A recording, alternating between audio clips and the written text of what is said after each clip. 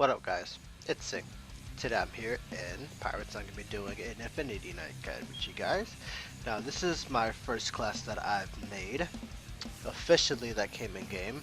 So I was actually extremely pumped, had some really good experience, some really good times with Arklin when I was first meeting him. He's a really cool guy. And we single-handedly created this class. What I mean by that, he coded and I went through with the balancing and went through with the skills and whatnot. So that was really cool. Really good experience. Awesome guy. I'll probably think of him every time that I mention this class because this is my first class and he was the one who walked me through it and the steps of how to make one. So I am truly grateful for that and truly grateful for the position that I've gotten. But with all that out the way, because yeah, mushy. Let's start off with the guide, okay? Alright, this class is a hybrid with a chrono-based mana regeneration. Thus, this class is not entirely a chrono, but it still shares the same mana regeneration model. Easiest way of class, you can tell that it's a hybrid. The strength and intellect base stats are equivalent with 120, and the endurance and dexterity base stat of 100 will be equivalent too, if you're level 65 guys. Remember that. So, same chrono mana regen, so you gain mana for understacks of Temporal Rift, which is going to be your first skill as always. So that's something you always want to know. It might not be the strongest mana regeneration model or the most best, but this is the basic mana regeneration model that all the others share. So let me show you guys the class armor. Mimit made the armor. I was actually really excited about it because she actually did a really good job on this. Not this one exactly. I'm not a fan of this one. It's the Chrono one. Let me just throw out my pet real fast and grab it out real fast because that's the one I really like. This is the one that was originally supposed to be the class when it was called Chrono Champion, I believe. But they changed to Infinity Knight and gave it a new look. So here's Chrono Infinity Knight. Let me just throw it on. You get it from this little pet. It was something different because you have to do the quest and you get the extra armor, extra set from the pet. So yeah, here it is right here. Really love this armor. Something about it. I just like it a lot. Give me 1 second. Take a sip of my drink.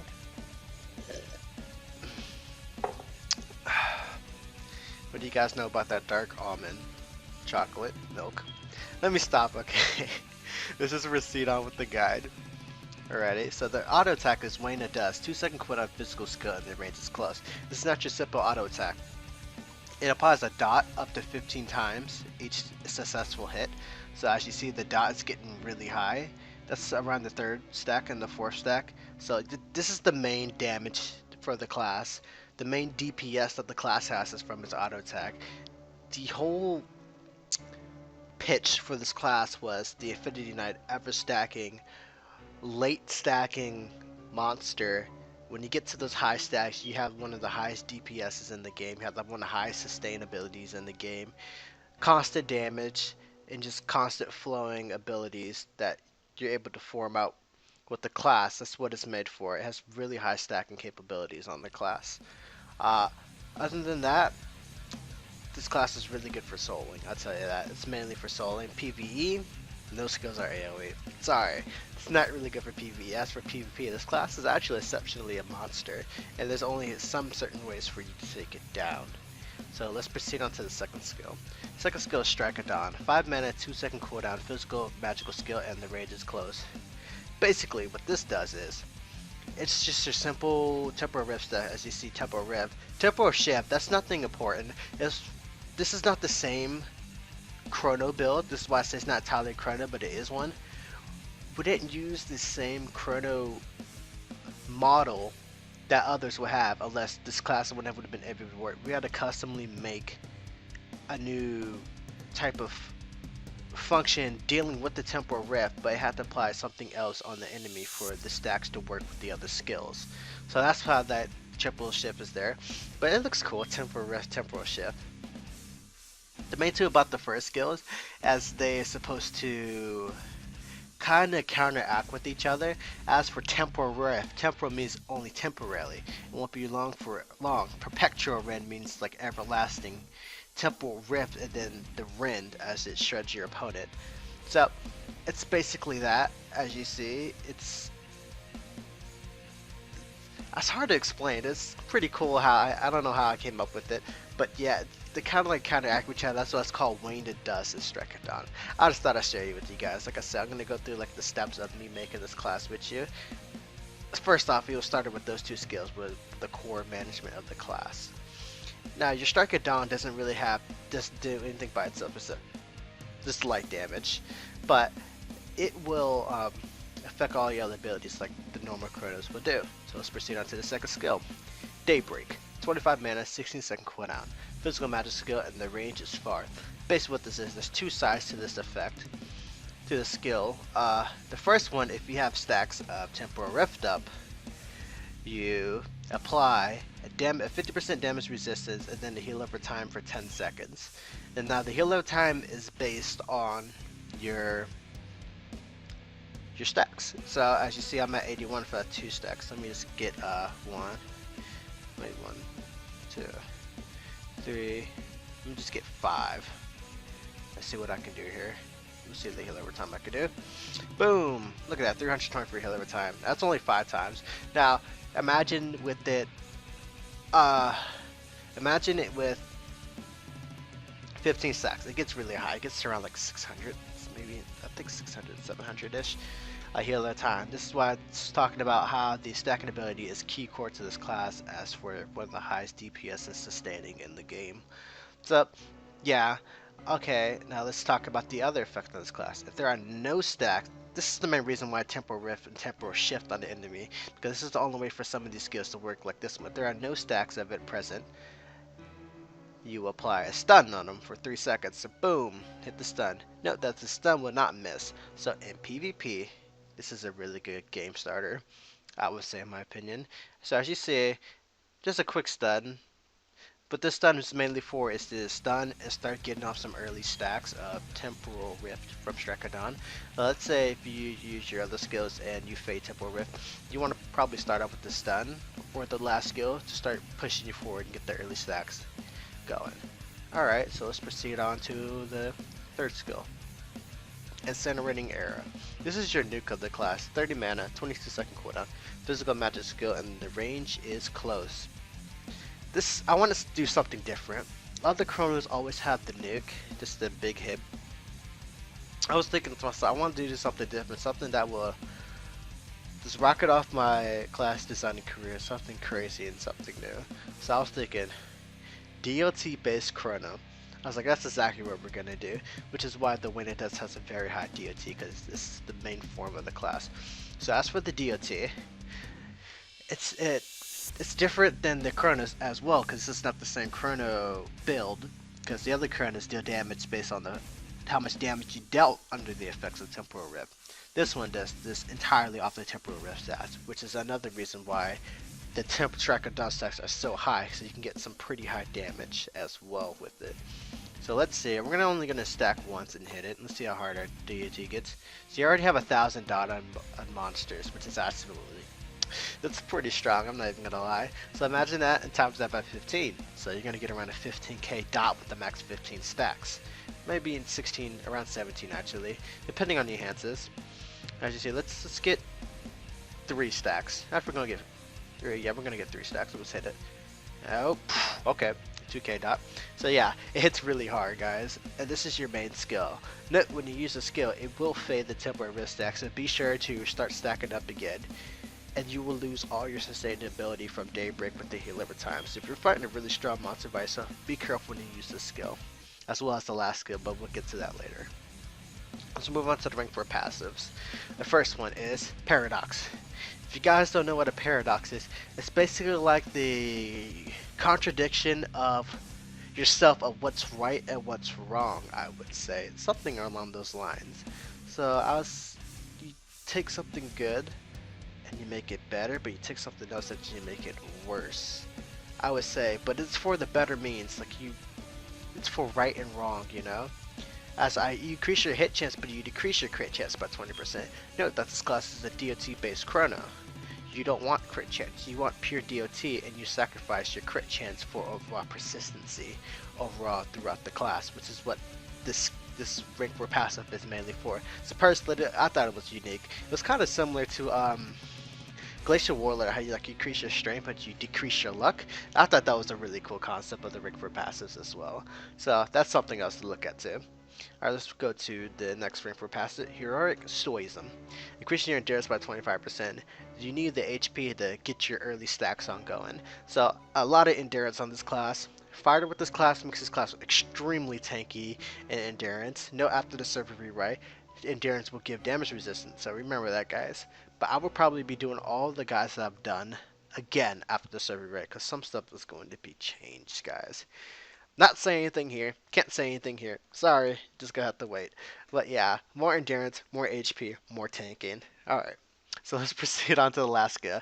And this is my favorite skill of the class. Equinox. 14 mana, 15-second cooldown, physical magical skill, and the range is far. Basically, this is like my favorite skill. This is so unique in its own ways. And it's probably gonna take a little bit of time to explain this. If you have stacks of Temporal Rift from Strecodon, you will increase your opponent's dot damage taken, but increase their haste based on the stack. So let's say I apply it right now, and applies prior dawn, and it drastically increases the dot that they take, but it drastically increases their heal over time. Not the heal over time, their haste. So basically, per stack will make them take more dot damage, but per stack it will make them attack faster. So if you use this properly and you balance out the right percentages that you want to increase your dot and haste, you won't get drastically nuked by, let's say, you have a super strong boss, but you'll also be putting out a formidable constant damage resist, not damage resist, what's wrong with me today? Damage over time with your Daybreak heal over time as well going along with it. So this is a pretty cool, it's what makes the class balanced, I would say. And it's so cool in its own ways. Now, if there are no stacks of Temporal Rift up, it applies Subsequent Dusk. What this does, it does moderate damage and increases their haste and dot damage taken. So this is also a really good starter. It decreases by 50%, so all dot you do and all haste, all their haste will be reduced by 50%. So it's a really good starter. So let's say I start off with this. Now as you see, my dots like drastically lower, guys, drastically lower. But as you see, they're hitting extremely slow. This is for a good fighter starter in PvP. Like I will start off, like let's say I come in, fight. I'll start off with the stun. When the stun's about over, then I will apply Subsequent Dust right after. So you could chain the haste and stun lock. And you start up with a lower DOT, but it lets you to get some early stocks off while taking less damage. And then you can just completely nuke them for the kill. That's what I would do. That's what I do in PvP. But yeah, see, as you see, if there are no stacks of Subsequent Dust applied, I mean, it's, oh my god, what's wrong? If there are no stacks of Temporal Rift applied, plus of Subsequent Dusk, what this does, it's a flat amount. As you see, you need to stack to get to the higher amount of dot and haste that they able to perform on the target. But this is a flat amount, so it's a really good starter with the skill. It's like I need this haste buff now, but I drastically lower my DPS to lower the haste and hinder them for hitting me more. It's basically a high skill cap of the class of what you want to do and whatnot. Note that at max stacks of haste and dot damage taken is 50%, so it's just like Subsequent does. As for Equinox, it's like either or, which one you want to go for. So yeah, that pretty much sums up the guides of the skills. Pretty much, you just really want to balance out Equinox with Daybreak. As you see, like the class, it's it's pretty. I won't say it's punny. It's kind of punny because like the skills, like as for Affinity Night, it revolves around the time, and I just thought about the time of day. The time of a day, bring into a class as for Equinox and Daybreak, Dusk, Dawn, and then Incinerating Error. It's kind of like you burning in your timeline. That's what I like. I like burning your timeline. I think it sounds pretty cool. But yeah, that's pretty much. I was really happy with this class. It was pretty a unique class and something different to AQ. So let's just proceed on to the solo. I think I'm talking too much, guys. I don't know. I'm just happy being back, you know. I don't know. I think it's this dark chocolate almond milk. Let me take another sip. Okay, that stuff is really good. So let's do the solo. Now as for the solo, what you really want to start off with is your stun, if they're stunnable. Then you go into your Equinox. You stack Striker down to about 15 times to get the max stat, and if you're really low, you apply Daybreak. Once you have max stats, you apply Equinox again to increase the haste, but increase the dot damage tick, and then apply the nuke. If you're not too sure, if you take so much damage, you go back to Daybreak and stun them and watch them burn. So, let's get started.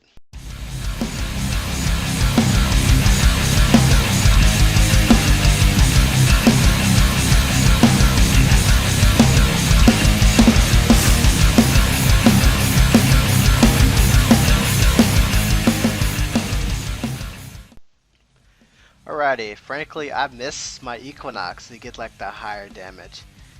It only got like around 8.8k dot, I believe, but it gets up to around 17k. Let's just try real fast. Again, 1, 2, 3, 4, 5, 6, 7, 8, 9, 10, 11, 12, 13, 14, and 15. Let me apply Paradon and nuke. And then I will stun them and watch them burn. 16 dot, D overtime. It's really strong, guys. Really strong. No, it used to be a lot more, but that was completely broken because you would do like 7k with one stack in PvP. It was so stupid, guys. I promise you. It was pretty ridiculous how strong it was. But it's a really good class. As for allies, Arachnomancer can drastically boost the dot of this class. I believe I hit like 70k with just a Arachnomancer by my side, which is actually really good. Imagine a lot of more buffing classes. Compared to the other Chronos, the Chronos are all really made for burst, and they can possibly miss their nuke. This class can't, and it costs for a drastic DPS throughout the whole fight. Extremely low cooldown on his nuke, so you can pretty much use it almost every time it comes up at the right moment. And you just constantly put out a DOT because once you use the nuke on the original Chrono, it's gone, and you have to wait for cooldown. But this dot lasts for 10 seconds. You use the nuke. For the next 10 seconds, you're still putting at DPS and the skill's already coming off cooldown. So that's something you guys should think about. As for enhances, I prefer a hybrid and wizard. Wizard brings up the full damage of the class. It increases your heal over time and your damage over time overall, which is the main cores of the class.